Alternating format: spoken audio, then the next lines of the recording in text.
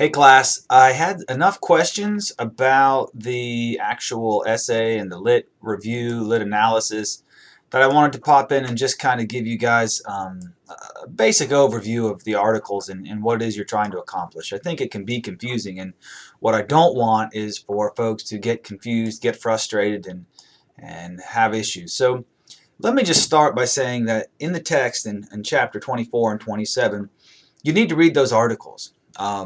Read the ones that you find most interesting, figure out what it is you want to do with them, and use them to guide your argument. So when you're posting in the discussion board, it's a larger issue. You're figuring out what it is you want to write about. So don't just make it haphazard.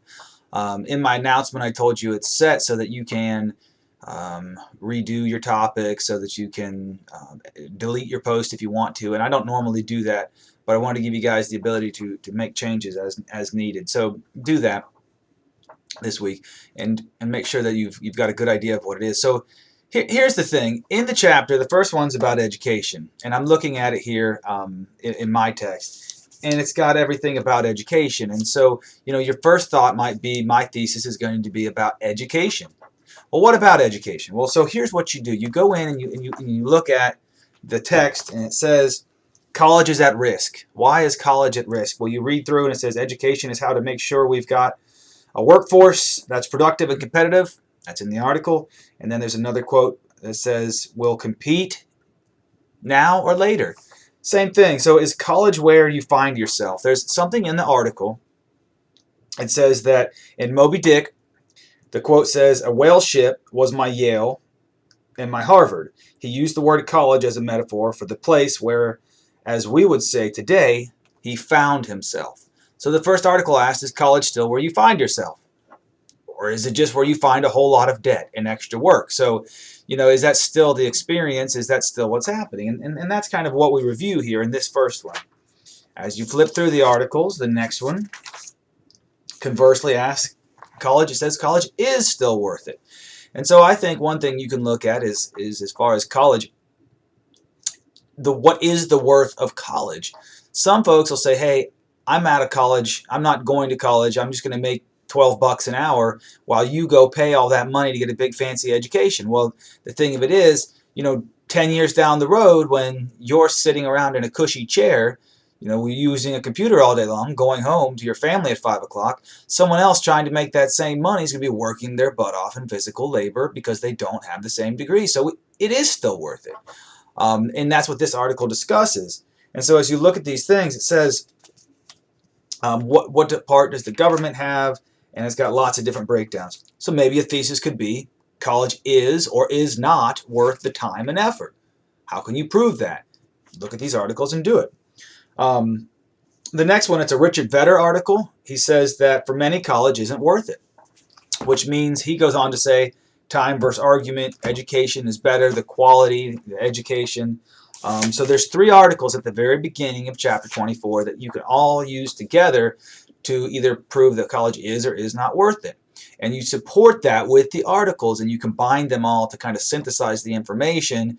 And then really, all you're trying to do is prove something using these articles. So what your thesis becomes is up to you. The articles, well, that's kind of up to me. So I'm guiding it and giving you the lit to analyze. Ultimately, one thing that you have to look at with education is this one here. This is a really interesting article. This is a different kind of topic. Tasneem Raja says, we can code it, why computer literacy is key to winning the 21st century. So what this article talks to you about is the idea of computer science. And he's claiming that we've created a generation of folks who consume technology but don't know how to create technology. So what does it mean to create technology? Steve Jobs created technology. We all think our kids or our people are brilliant because at the age of 4 they can use an iPad. This article says not. It says all you're doing is teaching them to consume the technology someone else created, which is true.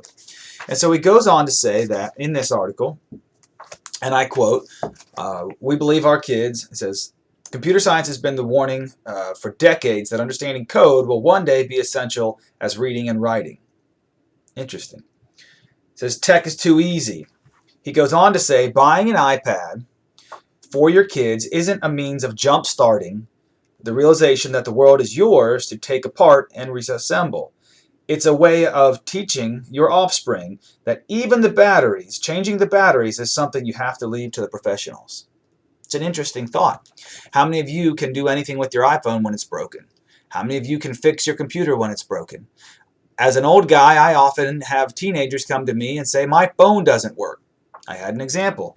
Someone came to me one time, they brought me their iPhone, said, it doesn't work, it won't move. I hit the little clicky button, I swiped, and I said, did you know you have 99 applications open? Once they were closed, it worked again. That is someone who consumes technology at a massive rate, but does not have any understanding of how to create or use technology. Just consume it, right?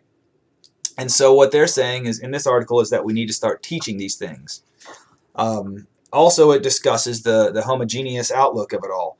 For example, most people in these fields are male. You're looking at people who are all male in these fields. Engineers, computer engineers, all male. And they say, why is it like that? Well, anyone who's in engineering or any type of computer science can tell you it's kind of boring. The classes are kind of boring. But the fact is, that is a growing field, and there's lots of money.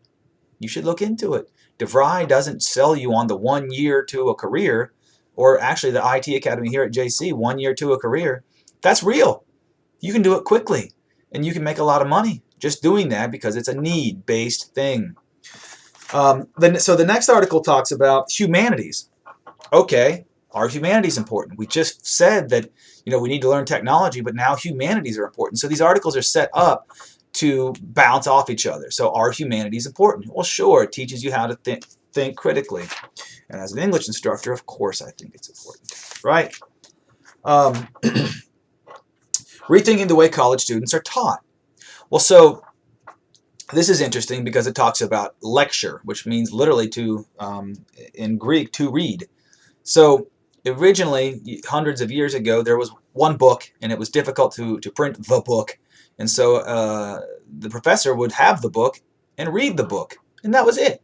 And so they're saying that this is not an effective way to teach. Well, duh, obviously, but they are giving you other ways. So this talks about peer instruction. Great idea. Teach someone, and then you understand it. It also looks at the idea of whether we should lecture or not. In this next article, it says to lecture or not to lecture. So now you see these articles. Your thesis could be something along the lines of, what is the best, thesis is never a question, but your question to answer could be, what is the best method of teaching? Well, is it lecturing? I don't know. Sometimes it doesn't seem like it. But this suggests that maybe there could be a way to flip the classroom. So I suggested to a colleague recently, hey, give them the discussion boards and have them bring it to class. Then you're doing the work at home, and then we can discuss it, right? It works great if everyone does their part. So who knows? But there are better ways to learn. And then a few of the other articles are college lectures unfair. This is a really interesting article. It says, first thing, and it's interesting to me as someone who lectures in college, does the college lecture discriminate?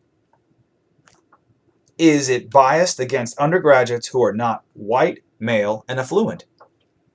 I don't know that many white, male, affluent students in my classes, so if I'm in fact lecturing, am I wasting my time? Well, this article talks about that idea. It's very interesting to me, obviously. But anyway, and it goes on. And so that's kind of what the first education chapter is about. It gives you several articles, and you can read them and go into them more in depth and decide what your thesis is going to be. Now, the other idea we have is chapter 27. In chapter 27, we're looking at new technology and new gadgets. Brave New Gadgets is the name of it. So it starts off by saying, what are we using? Ask you about privacy. I always think that the first article in chapter 27 talks about the Fourth Amendment and privacy issues. Where do we go with that? Or and there's another one that said why kids sext, which interesting to me when I read it. Not a lot to say about it, but there is an isolated feeling that suddenly this new technology helps people reach an intimate relationship without ever being together. It's crazy. I guess it would be similar to online dating. in many ways. Next article asks about Google's privacy. Google grinds everything. Have you ever had one of those instances where you were Googling something, you were shopping online, and suddenly you said, nope, nope, not going to buy it. And then you hop on and you're doing something else, and next thing you know, on the other side of your screen, bam, there it is. You say, it's a sign from God. I'm buying these shoes. That's why it came up. No, you got ground by Google's data grinder, which means they take in all your information. They probably sell it, but then they push it back out to you in order to advertise. That's one of the main reasons that we're not allowed to use Google on the school computers, is because it grinds so much information. It's one of the reasons we moved away from it, because it is very invasive. How do you feel about that? I can tell you I grew up in a time when Terminator was the popular movie and everything was about getting off the grid. But these days, you guys will look at Facebook and sell out all your friends and their information just to get to the next level of Candy Crush. It's a little different, isn't it? That's something you could think about. Where is privacy gone? There's a few articles talking about privacy on the internet. There's a great quote here, and it says, "There's no privacy left on the internet. Get over it." Which kind of means if you want to use these great resources out there, these apps, these websites, the ability to do a works cited page with no help, you're paying the price, and that price is your privacy. Not sure how much you care. It's a different time, different world, but these articles explore that. All right, some of the next articles talk about the revolution and why it may or may not be tweeted. Talks about the ability to access media, both social and regular. The internet itself, is there a downside to it? And so obviously there are some downsides to it. We look at that cyberbullying. And to me, cyberbullying, I don't necessarily understand how it happens, because it seems like if you're on Facebook or Snapchat and someone's cyberbullying you, just stop. Just don't get on. But it isn't that simple, and it's not that fair to say that either. So, you know, we look at the revolution and we look at civil rights in the 60s and the way that, that minorities were treated. In 1865, we had the Emancipation Proclamation. There you go. And then it wasn't until 1954 when all the schools were mandated to be desegregated, and then it wasn't until the late 70s when they all were. So it took over 100 years just to get to desegregation, and then, you know, even with that, with Jim Crow laws and everything else, it hasn't really come full circle until even probably 80s or so. And you know, you can say it's taken longer. I don't know. But what I can say is that the social media aspect of it all, the internet, the interconnectivity of the world these days and the country has changed things a lot. If you look at a very similar issue in civil rights, not to belittle anything, but one thing that would be similar in civil rights time would be currently looking at the same-sex marriages. You know, it was in the 80s, it was very taboo that people were homosexual. We didn't necessarily understand what it was. We looked at AIDS as an issue with typically with homosexual males, and it was a very taboo subject. Well, and then in 1989, we found out that Lakers great Magic Johnson had HIV. Well, we learned a lot that day about how all these things happened and what was going on, and we became more accepting because it became more mainstream in the news. And as recently as 2015, same-sex marriage was legalized everywhere, and that had a huge effect, or it was affected hugely by social media. People called for it. That's what the people wanted. That's what they did, and judge came in and said, all right, it's over, it's done. And so if you look at the time frame on that, that's somewhere from 90 to 2015, it's only 25 years. We went from complete lack of understanding to complete societal acceptance, right? And that's largely a part of the internet and the access that we have. And, you know, think about the Ice Bucket Challenge. That may have driven you crazy, but truth be told, they raised millions for ALS, more than they've ever raised in a single year before. So it might have driven you crazy, but there was some good. So now you say, is the internet, is social media, is it ultimately good or ultimately bad? It's entirely up to you. That could be your thesis. So that's an idea. All right, and there's another one here that says, does the internet make you smarter? Sure it does. Declaration of Independence in cyberspace. But you could look that, is the internet ultimately good or bad for us? Is something you could think about. And same thing with new technology. Does it make us lazy? Does it make us better? Are we simply consumers of technology, or are we learning more from these things? And is that a good or bad thing? So taking this information, this is just a brief overview of those chapters and those articles. What you're going to do is look into them, and you're going to create a thesis, and you're going to pick 2 articles that you're going to use and cite, and then you're going to add some scholarly stuff from Pearson or Google Scholar, matters not. And remember, this is an APA formatted essay, so you do need to review the APA chapter, which is 21, because I'll be grading for APA, so it's important. So what I want you to do is just take a look through these articles, and as I look at the discussion board, not very many have posted as of this morning. I'm sitting here doing this on Wednesday morning. I want to make sure that people are posting understanding the intent of the discussion board. The intent is for me to get a good look at what you're trying to prove and what your thesis statement is going to be for the next essay, because it's important. I want to make sure it's good, because if you don't have a good thesis, then it's a mess. And remember, you're guided by the text. So find something from there. All right, folks, I hope that helps. I'll get this to you when I can. Well, you'll be looking at it then, so sidebar. Anyway, I hope this helps. Make sure that you email me if you have any issues, or if you want to meet in the office or anything. I'll be glad to help. But don't wait too late to get it done. Have a good one.